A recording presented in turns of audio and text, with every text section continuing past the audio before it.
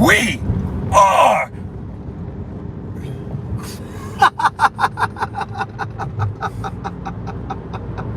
so we are live! Are we actually live this time? I don't know. Oh my god. Right when I go on, it disconnects. Oh my god, that was funny. How are we doing? Happy Friday. Why am I hearing us back? Can you guys hear us okay? Test, test, 1, 2, 1, 2. We are driving to San Francisco right now. Let me know if you guys can hear us. Give me a hell yeah if you can. Test, test, test, 1, 2, 1, 2. Why do I do this? Why do I even try to do this? Yes! Chris says yes! Okay. Tina says yes! Alright, let's start this over again. Hell yeah. We are live! Kings fans, NBA fans around the world. Deuce and Mo on I-80. Headed down to the city by the bay, San Francisco, the site of tonight's game. A decisive Game 6. Kings-Warriors win for the Sacramento Kings. It doesn't get any bigger, pressure-packed than tonight. How will the Kings respond? Will they be ready to go? I'm Juice. Playoff Juice is ready. How are you doing, Morgan Reagan? Playoff Morgan is also feeling very ready. Yeah. My voice has been gone this entire series. Yes. Don't know why. But yeah, I'm just excited for some Friday night hoops. Friday afternoon hoops, 5 o'clock tip-off technically. Morgan will be doing pre and post on NBC Sports California. I, according to sources, will be a part of the post-game coverage on TVS. They said win or lose. I'm like, do I have to do it if they lose? I don't want to do it if they lose. And then we'll be doing night chat live from San Francisco tonight following the game. Yeah, let's talk about Game 6 and what's in store tonight. I was at Kings practice yesterday, Morgan. Vibes felt normal. They felt like a loose bunch. They felt like they're ready to go. They understand that their backs are against the wall. And, you know, we haven't seen this team with their backs against the wall in a long time, right? Like, they have not lost 4 in a row since the start of the season when they started 0-4. And now they head to Game 6 on the road trying to force a Game 7. It's going to be a daunting task, but it's also doable. Like, to me, this series has been so close with the exception of Game 3 that if the Kings can knock down some shots, as Morgan chomps a cookie, if the Kings can knock down some shots, if they can prevent second chance opportunities, no more backdoor layups like they got last game, they're going to have a shot in this game. Yeah, I mean, and that's the main, well, it's funny because every single game preview, we've talked about how if they can knock down some shots, shots started flowing in that first quarter of that last game. Dude. Quick, early, 8 of 12 great. from 3. It was great. What changed? And what I love, though, is that they saw the shots fall. So hopefully, whatever did change, they can make that adjustment and go, okay, we're not going to let that happen again. Whatever the Warriors did defensively to alter their offense after they started making those shots, let's make sure we counter. And even if the Warriors, it wasn't on the Warriors and it was just the shot selection and not getting enough up. But also, you look at this entire series, and I know you talked about this, Deuce, the assist number being down. The assist numbers aren't only down because of shots being missed. Assist numbers are also down because there's been a lot less passing by the Kings offense. Kings offense needs to make sure that they're like swinging around that ball, making sure that they're moving without the basketball. It doesn't have to be a DHO. There's been a lot of pick and rolls, and that's fine. Stick to your pick and roll. Stick to your two-man game. Just make sure you're getting the ball flowing, getting it moving, attention to detail, not allowing the Warriors defense to pick that away. We've heard Mike Brown mention a lot this year about spray threes, where you get in the paint and you spray out for 3. He mentioned last game, Morgan, in Game 5, the Kings had 6 spray threes in the first quarter. 6. They were 3 of 6 on those threes. In the rest of the game, they had 5 spray threes. 5. So, you know, part of that too is the Warriors are going to bring it tonight. The Warriors understand, like, what they have to do. And if you're the Warriors, you're trying to stomp out the Kings tonight. The last thing you want to do is get your ass on a bus and head back to Sacramento for a Sunday Game 7 where anything can happen at this point. So for the Kings, you have to play desperate. You have to play composed. It's going to be tough, but like you have competed there. Game 4, you probably should have won that game in San Francisco. You have to come in ready to go, and it can't just be on Fox, because Fox isn't healthy. We know this. And I felt like in the second half, not only did he look a little gassed, I felt like his finger was a factor. Were the painkillers wearing off? Well, did it get hit? I think it did get hit. It looked at one point did. So the others have to step up. And this series has been so much about De'Aaron Fox, a little bit of Malik Monk, what Davion Mitchell's done. But who else is going to step up? Like, Herter's got to have a game where he gets you 15, knocks down a couple of threes. Sabonis has to have an impact tonight. It's going to take everything, and I'm curious to see how a desperate Kings team looks. Yeah, and you say desperate, and obviously, like, their backs against the wall, blah, blah, whatever. I hope they don't play like that. I don't think they're going to play like that. Well, desperate, I don't mean desperate from the standpoint that you have to go for home runs. Yeah. Desperate where it's like you need to go after every loose ball. Yeah. You need to get every rebound. You have to play with physicality. Like, this Warriors team, we talk so much about experience, and something that I think I kind of overlooked going into this series was I was kind of dismissing it a little bit. I'm like, look, I didn't. Playoff experience, you have some guys who have had it. But I think the difference is you're not going up against the T-Wolves in the first round or, name a random other Western Conference team. And Mike Brown said something before this series and during it. The Warriors experience is just at a completely different level. Like, the Kings have some guys with playoff experience. The Warriors have championship experience multiple times. Yep. They've seen everything. And so that type of experience allows you not to get rattled in key spots. It allows you to stay engaged and ready to go and take some punches, where the Kings are kind of doing this for the first time, and the first time they're doing it is against this team. Yeah, I mean, like, you've been there time after time after time again that, like, although there's going to be moments that you're human and you're still going to feel like maybe being rattled, or you're going to feel like maybe your backs are up against the wall. Like, sure, that's going to happen to the Warriors, but at a time when you experience those emotions and know how to handle those things that are happening with yourself or with your team, that is going to come into play and be your advantage. Yep. And I think sometimes too, there's been so many people that have talked about like even like you're saying, you didn't think that the experience was going to be one of the biggest factors. I think the experience and how the playoffs are a different beast, and that this team, doesn't matter if there's been individuals and coaches with that experience, this specific Kings team has not experienced that together, have not experienced winning basketball together as an organization for so long. So now you have a whole new roster that is experiencing winning and shooting well all through the regular season. So this series, all these little things are going to be a new learning lesson. And I love to see how they're trying to learn on the fly. And they're not doing it quick enough when it comes to their ability to shoot the ball, right? Yeah. Or how to get Domas going. But either way, they'll learn one way or another. Someone in the chat, I think it was Jonathan, had mentioned like that experience you saw in the final 5 minutes of that game where it looked like the Warriors hit the switch and they closed well. Mm-hmm. Dude, it's so accurate. I mean, I'm watching Atlanta-Boston last night. Atlanta, they're up in the fourth quarter. It's like, are they going to steal this one and force a game 7? The Celtics hit a switch that only experienced teams hit. They hit a big-time switch, and they absolutely took over that game. And I think that's the same thing with the Warriors. They have the ability to clamp down in a close game and understand what they have to do to close the door. So now, for Sacramento tonight, can't worry about Game 7. Just worry about tonight. Yeah. Worry about one play at a time, one quarter at a time. And I said this after Game 5.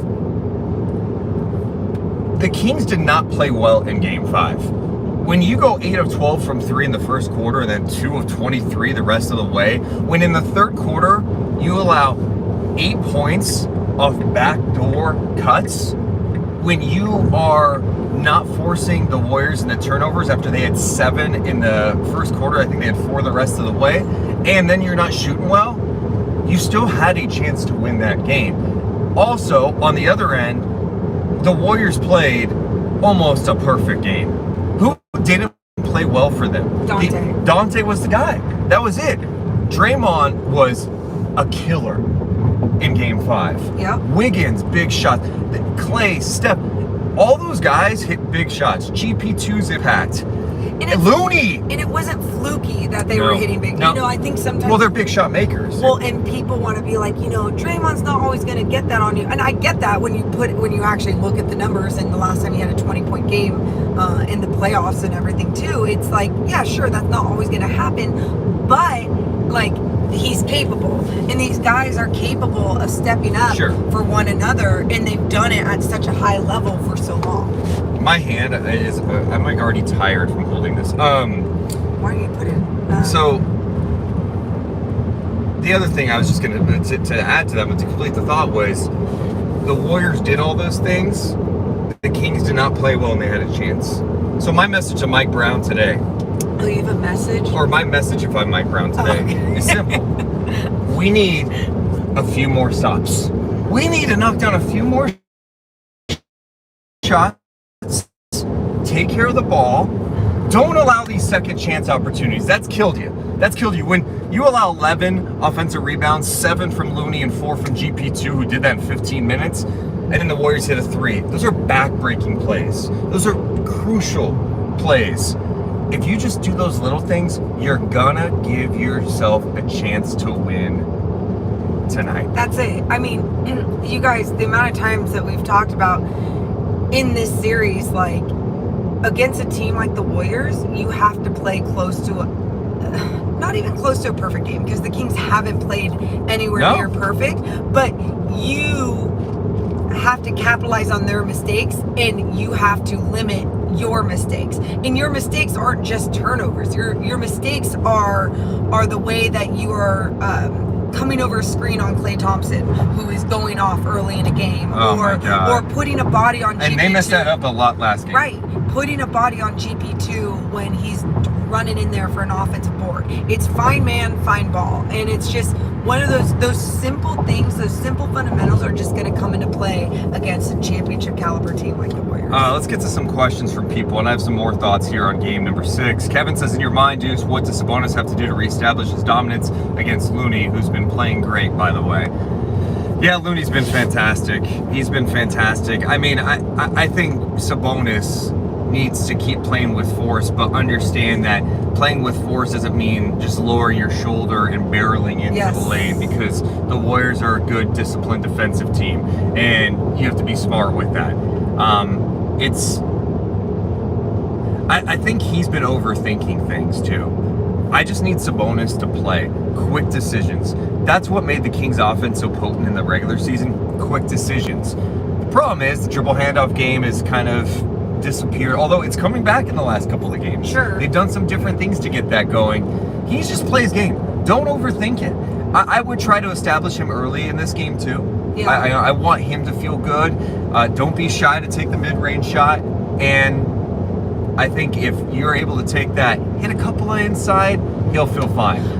I was on a Bay Area radio show this morning, and they were just asking me about the Kings, and one of the questions was about Sabonis, and like they're like, I thought he was so much more of a fundamental guy that had finesse around the basket. He seems like he's just putting his shoulder down and going. Like what is this who he really is? Like, what's going on? And I'm like, I think the Warriors have done a great job of taking him out of this game, right? And like, you have someone like Looney, brick wall, Draymond, brick wall down there, and then on top of that, the help defense, the help defense of the active hands. Those active hands make him think twice, so he's not getting his possession where he's able to, like, okay, I can do a little finesse spin move here or go here down the baseline. It's, I gotta like be a bullet and go, and I just need him to get out of that mindset. This is what makes the playoffs hard, right? The playoffs are hard because the Warriors, a championship level team, they've got all the tape.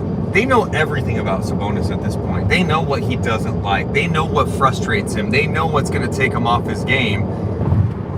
And they have read it perfectly in this series. And I think taking Sabonis out of this series has taken Herter out of this series too. So it's going to be tough. It's going to be a really big time challenge for the Kings tonight. I think something to watch, and I've been making this case, I don't know if I'm looking too much into it. Steph Curry is one of the best conditioned athletes in sports. Yeah. You've compared him to a soccer player before, Yes. where he just nonstop runs on offense. You know, the one difference is he's had to defend in this series a little bit too, and the Kings run an up-tempo pace. They want to push. And but also, by the way, Davion Mitchell coming in there and just playing physical with him. Just making Steph work a little harder. Steph's going to get his because he's one of the best players to ever play the game. You know, he scored 31 points. I'm like, he didn't have a great game. He had 31. That's how special he is. Yeah. But you have to make him work.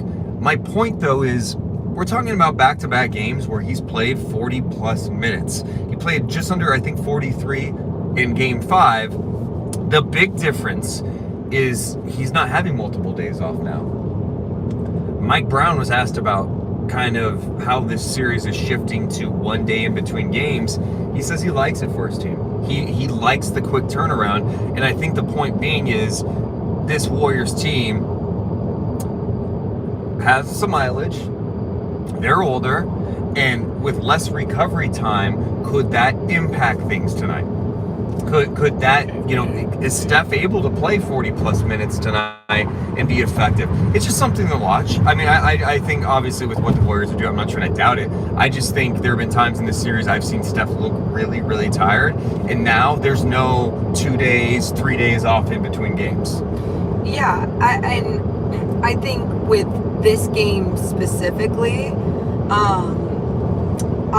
I don't know. I don't know. I don't know if that's going to come into play. It hasn't like I thought it would. Even when he looked exhausted, he was still producing, right? And that's where I'm like, we keep talking about father time and mileage and all these things, and it just hasn't come into play with him. And I think with someone like Klay Thompson, what's been so interesting about his game, he just seems like he got better and better throughout this season. You know, find his groove again. And like, he'll still have his moments where he has those down games, but he's still such a threat that, like, you would think that these type of games in the in-between would really take a toll on him because of, obviously, all of his injuries that he's been going through in the last couple of years.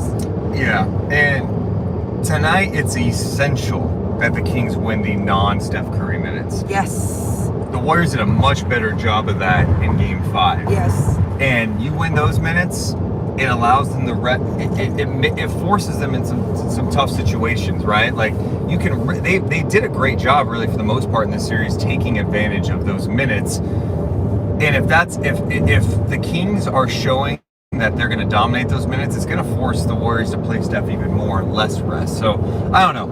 It's going to be interesting. I mean, I don't doubt a championship team like the Warriors. I don't doubt Steph Curry. You just don't doubt these guys. They're ridiculous. I think the one thing that I'm worried about tonight is I think the Warriors are getting better and better as this series goes on. I think 100%. I think Wiggins is looking more like Andrew Wiggins after having that much time away. GP2 looking more comfortable out there. They have another level of confidence right now after winning a tough road game when they've been bad on the road. So I think they're feeling really, really good. But in the same regard, you know, the Kings have shown the ability to perform well on the road this year. Best road record in the West. They had a bad Game 3 there. Looked way better in Game 4 with a chance to win. Tonight, I want to see what this desperate team looks like. The team that's like, we have to win, otherwise the season's over. Yeah. That's it. You have to leave it all out there. Yeah. And in that, again, this is going to be one of those games that is going to be so fun to watch on every single level. I think for so many Kings fans, they're like, it's not going to be fun if they lose. Of course not. Like, of course it will suck. The season will be over. That would suck. But at the same time, like, I want to see how they're going to do things in a game like this, win or lose. Like, again, if it was against the Minnesota Timberwolves, there would be so much more disappointment there if they would like lose this game and didn't make the right adjustments. I think the Warriors, and being defending champs, one, is huge. Their experience is huge. But also, just you and I have talked about this. Their defense near the end of the regular season just kept getting better. It kept getting better in defensive rating. The other numbers started and that was without Wiggins. And that was without Wiggins. And I think sometimes too, like the narrative around the Warriors was like, well, their defense isn't great. Well, their defense isn't great. It wasn't great throughout the season, but it did keep getting better. And you're seeing it get better and better with Wiggins back in the lineup and in a playoffs, a first round playoffs where they know what they need to do to get to the next level.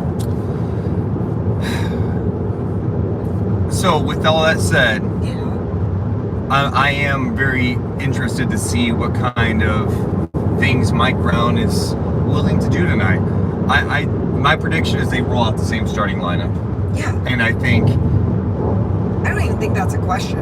I think the question, no, I mean, I think it's fair. I think there's you can make a case that you bring Herter off the bench and start Davion, but I think what they'll do is Herter's got a short leash, and he had that in Game 5. Just, you can make a case or whatever, but like, let's get into the mind of Mike Brown. Mike Brown and his organizational ways, his OCD ways, whatever you want to put it, like you saw his coaching ways. You saw how he wouldn't even move Monk into the starting lineup at times when one of their starters were out, because he likes Sure. having that structure of, and that's fine. what And he wants you from say his that, guys.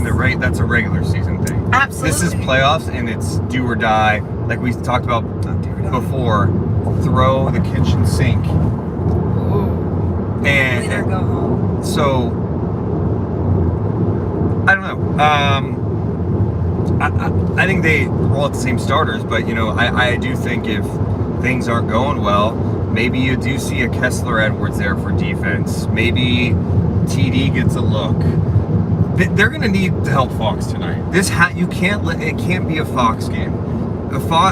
My point is, as well as Fox started in Game 1, I personally don't think you can rely or count on the fact that he's going to drop 30 in a game like he's done in this series before Game 5. Like, the guy's got a fractured index finger on his shooting hand. You just can't count on that. So other guys have to pick it up, and they have to engage Keegan. Keegan looked like he was off to a great start in Game 1, and then they get a shot after the first quarter. He was great in Game 5 or Game 4. Got to get him going. Everyone's got to be great tonight. You have to be locked in, ready to go. Yeah, and that's what I'm hoping to see tonight, I guess. I feel like, yeah. You feel like what? I don't know. I just really, I think it's been the same thing that we've talked about every single game, or at least especially like the last 2 games. Like, other guys have to step up. Other guys have to step up. But the first 2 games, you had other guys stepping up, and you got those wins. I mean, Game 1, you had Lyles and Monk. Game 2, you've had some Monk moments, but everyone, 4 of your 5 starters have not been good. Yeah. Like Sabonis, to get those numbers, it feels like it's a grind, right? Mm-hmm. Like, who said it? Was that caller the other night, or you saying like he has gotten numbers, but they haven't felt impactful? Oh no, it was a caller that said he's been effective but not impactful. There you go. That's what he said, and I thought that was really interesting because and that was a Warriors fan. Yeah, that's called right. in and said that, and it's true. It's like he's still out there getting his, and like those numbers that he's putting up are very important for this team and being the threat out there that he is. But like the impact that they're making, like it's not translating into just pure winning basketball that we've seen all season long from this Kings team. The nerves, man. The nerves on it. How are you feeling? Well, I think what's weird about this time, and I'm sure you guys watching this, appreciate you guys hanging out with us. We'll get to some questions and comments in a bit. Hit the thumbs up button, please. Make sure you're subscribed. I think the weird feeling after not being in the playoffs for so long is not knowing when your season's going to end. Like, for the longest time, we've been like, oh, it ends April, whatever, 14th. That's it. Kings are done. It's April 14th. That's when the season ends. Season could end tonight. It could end Sunday. They could continue on. And just that uncertainty is just a weird feeling going into it.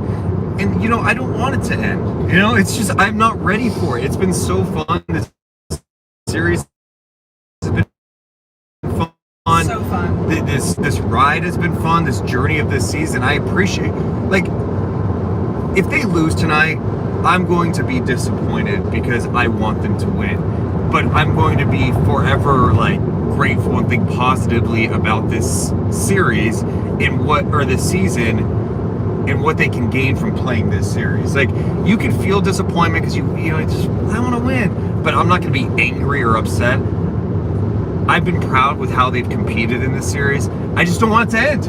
I don't think I would feel disappointment tonight unless they lost in a non-competitive fashion, right? It's like if the Warriors played their perfect game and the Kings gave it their all, it's like I'm just not going to feel disappointment. Again, some people think that that's like weird and like, oh, it's so, I don't give a damn what people think about my opinion about how I feel about this King season. Oh, Morgan got her tattoo, by the way. I know. You're going to show it tonight? No, yeah, I'm going to. Morgan got her Kings tattoo that will be showed tonight on NBC Sports California. It's like, one other thing, I try. There's been a lot of talk about Sabonis and Herter in this series, and this is the time where the people who are the harshest, the loudest, come out and start throwing daggers like, oh, Sabonis is not that guy, Herter sucks, get rid of them. So I went back to 98-99. The Kings, that season, the first year they made the playoffs with Chris Webber, that group that all Kings fans love, right? 98-99, that first season, the Kings matched up with the defending Western Conference champion Utah Jazz in that series. Back then, it was a best of 5. It went 5 games. And I was like, I want to look back at the numbers in that series. The leading scorer for the Kings in that series against the Utah Jazz was Vlade Divac at 16 points per game. And I'm like, what happened to Chris Webber in that series? Chris Webber averaged 14 points a game. He was stopped. On 38% shooting, I think 28% from 3. Jason Williams, who everybody loves, averaged 10 points a game in that series on awful shooting numbers. Your first playoff run with your group doesn't define you. If this was a theme and it's like, hey, man, this is the 3rd year of this group and they got eliminated in the first round and God, these are themes, that's when you get concerned. I'm not concerned. I'm not at all. I think that tells you everything. The Kings in that series of 98-99 competed against the Utah Jazz. Someone, hold on a second. Todd, this ain't 99, Deuce. Thank you, Chief. I didn't realize it. I'm bringing up a point about a team in their first playoff run and how, hey, Chris Webber had a bad series and it turned out okay. And going up against defending champs, it's just, again, it's not... Yeah, but anyway, my whole point to it is you're going up against the Kings took on a Jazz team that was really talented, who had been through, long playoff runs, making it to finals in multiple years. The Kings are doing this against a Warriors team that's won championships, and there's going to be lessons from this series, win or lose, that we're all going to have to acknowledge, that Sabonis is going to have to look at in the offseason about ways he can take his game to the next level. If you're a competitive player, if you love competition, you want to get better no matter what. I think what makes the Warriors so special over time is that Steph Curry, who seemingly doesn't have any major flaws. I mean, some people are, his defense isn't that great. He's gotten better at that. Yeah. Steph Curry does so many great things on the floor, but he has elevated his game over the last few years too. So there's always room to grow. Yeah, and I think when you look at these players with the King, it's not like that they're a young team, but they're younger in the sense of when you're mid-20s, your mid-20s, you got a lot of these guys around that same age. I was talking to Deuce about this earlier too. I was like, how fun is it seeing this Clippers organization kind of collapse? No. The Milwaukee Bucks get knocked out. I see. My whole point is that there's teams around the NBA that are going to have to start rethinking, even with some of the best players in the league, they're going to have to start rethinking what their roster looks like and their coaching and everything. Your point is, with the Kings, they get to grow off of a successful year and a successful season, and they haven't been able to even do that in 16 seasons. Yeah, I think the reality is this: shit changes fast in this league, and the Kings are getting valuable experience. I don't think they're just like a one-hit wonder. I think they can grow from this and compete. And I think whether they win or lose, the narrative after this series from Nashville, like if you hear Charles, Shaq, and Kenny, or you watch shows on ESPN, people are going to be like, man, this Kings team's going to be a problem. Yeah. They are, for sure. Yeah. Let's get to some people in the chats. Mark says, this is what Coach Brown said about building things. That's why you won't see a lineup change. You may see a deeper bench, but Brown wants to give that starting lineup all that experience. Exactly. You got to just give. Kevin Huerter's got to figure it out. Yeah. Like, he's got to knock down some shots. And like you said, otherwise short leash. Okay, don't trust. Boom, get out of there. Someone saying Alex Len needs to play more. Look, Sabonis. No, Sabonis just needs to play better. I mean, Alex Len can play his 10, 15 minutes to spell him. And he's done some nice things in this series, but like you got to ride with Sabonis, man. This is an all NBA talent. Hell yeah, amen. Todd says, I apologize, but I'm a wreck right now. Oh. Hey, you don't be a wreck. Just enjoy this ride, man. I'm nervous too about the game because I don't want it to end, but I'm also, there's this eagerness with it where I'm like, I can't wait to see how they play tonight. Yeah. All right, they seem confident. Don't be, you guys, like that's, I can't tell you how to feel, but I hope that you don't feel like a wreck. I hope your nerves can translate into excitement and like pride and all these things, that because we have felt so shitty for so long that like make sure any of those type of emotions get translated into a positive form, because that's what you deserve. That's what we all deserve. I want a game 7 tonight. I want to win tonight. Send all those casuals in San Francisco who are going to be late to the game tonight, send them home disappointed. I want the Warriors to have to get on a bus, drive up I-80 back to Sacramento and play a game on Sunday. Short rest for them again. A 12:30 tip-off ABC with Breen, Van Gundy, and Mark Jackson on the call. I want a game 7 in our place. Do it. Go balls to the wall tonight. Turn on the effing Jets. Fight through mental fatigue. Be poised. Be physical. This is all you have. Do you want to go on vacation now? No! I'm not ready to go on vacation. And you shouldn't be either. We bite. We claw. Oh, are you on the team? Oh, I may have to speak to the team before the game. I'm getting them amped up. I might go up to Sabonis, slap him in the face. Yeah. Get him mad, hurt her, punch him. Grab him by the throat. You ready? I want people angry. I don't want that. I don't want that. Stay poised. Be up. You gotta be amped. Be amped tonight. Don't be intimidated by them. They're coming at you tonight. They're gonna give you everything. You're gonna hear all, watch out for game 6 Clay. I want a game 6 Herder tonight. Channel that energy into positivity. That's my nervous energy coming out, trying to be amped. Channel it into positivity. You can't punch people. You can't slap people. You gotta channel that into like good, positive aura. I know. I'm very, very positive. I know you are. It's a beautiful opportunity. It is. It really is. It's a fun.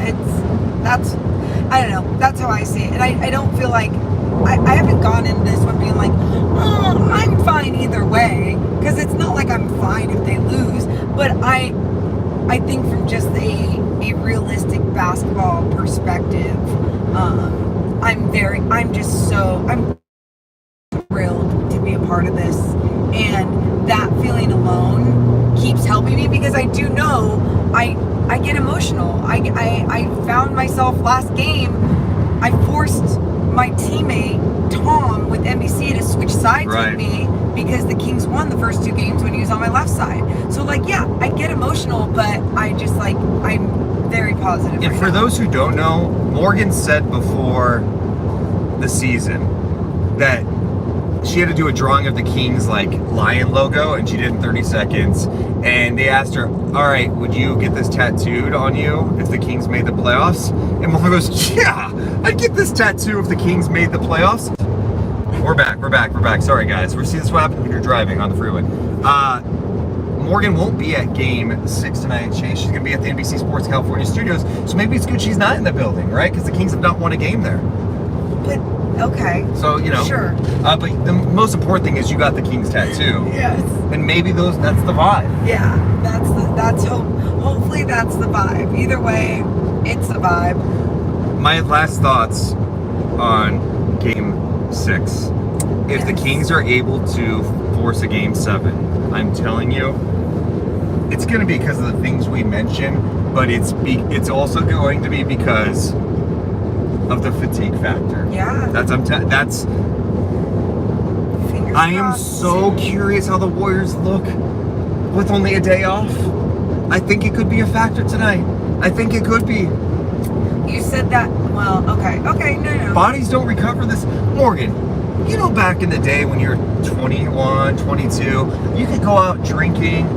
And be fine. And play basketball the next day. You'd wake up and play basketball the next day and be like, well, and then you go out that night. Yeah. And go do it again. Imagine you doing that now. Imagine tonight after the game you get absolutely blasted. You're not playing basketball anymore. Look, you're not getting out of bed tomorrow. Now, of course, the Warriors aren't drunk, but my point is, this is a team with a lot of mileage. It's a car with a lot of mileage. You got to get your rest. You got to recover. There's no rest. Are you trying to sell yourself on this too? No, I'm telling you, my finger is cramping just now holding this. Oh my God. Steph's played a lot of minutes, man. Steph's played a lot of minutes. This Warriors team is beatable. The Kings have beat them twice in this series. Almost beat them in game 4. If Steph plays this complete game, looks great, whatever, are you gonna be like, okay, that take on like this Warriors team can be tired is gonna be like, that's not even a thing?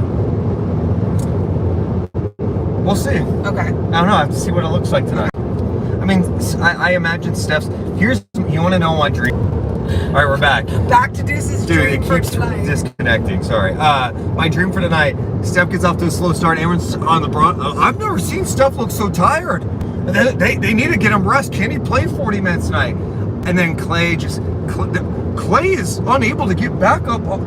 He can't get down the floor. I want Draymond to pass out from exhaustion.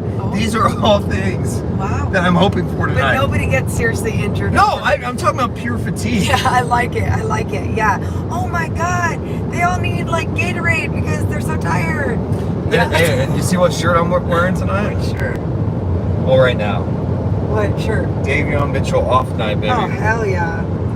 Let's go. Davion, we all got to play like Davion tonight. Oh. We all got to play like dogs. We got to get in the guys. We got to get physical. Yes. No, I don't want to see. Deuce is became a member of the Sacramento Kings, in this car ride. So, what number are you wearing? Put whatever jersey on me. I swear to God, you put me in tonight's game, you're gonna notice me. Whoa! It could be for bad, but you'll notice me out there. Well, what? Who is this white skinny dude? Who is this pale white checking in for the Kings? That's not Matthew Dellavedova. This is someone who's not in shape, but looks very, very ready to play right now. You know, sometimes